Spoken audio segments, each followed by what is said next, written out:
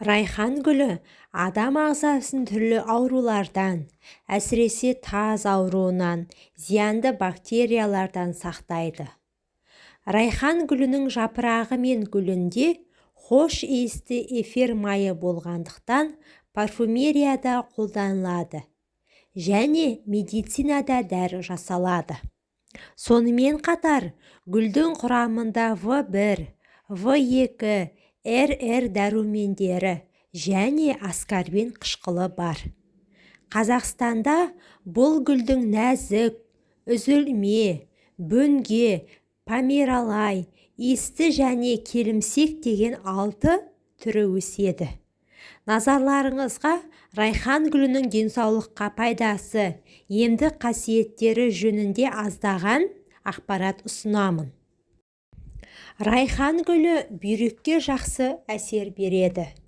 Құрамындағы эфир майының арқасында бүйректегі тасты түсіруге көмектеседі. Сонымен қатар райхан гүлінің тұнбасы жоғары температураны төмендетіп, жөтел кезінде және суық тиіп ауырғанда алғашқы көмек көрсете алады. Ол бас ауруын емдейтін қасиетке де ие. Медициналық несеп айдағыш және ішек құртты жоятын дәрмектердің орнын алмастырады. Егерде ауыз қуысынан жағымсыз иіс шыққанын қаламасаңыз, райхан гүлінің бір талын шайнаңыз.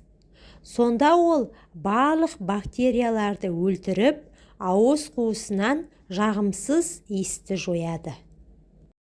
Райхан гүлі иммунитетті көтеруге көмектеседі.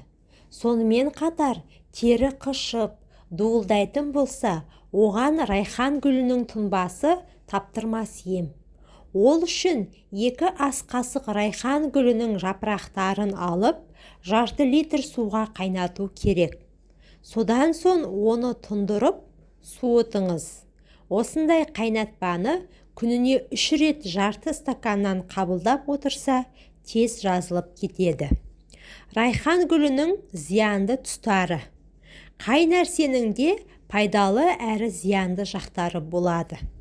Райхан гүлін жүкті әйелдер қабылдауға және эпилепсиямен ауыратындарға, жүрегінің ишемиялық ауруы бар және инфаркт, инсульт алған адамдарға бұл дәрілік шөпті ішуге тыйым салынған.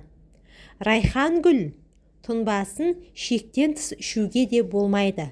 Назарларыңызға рахмет, пайдаларыңызға жарасын. Менің арнама тіркеліп, видеоға лайк басып кетуді ұмытпаңыздар.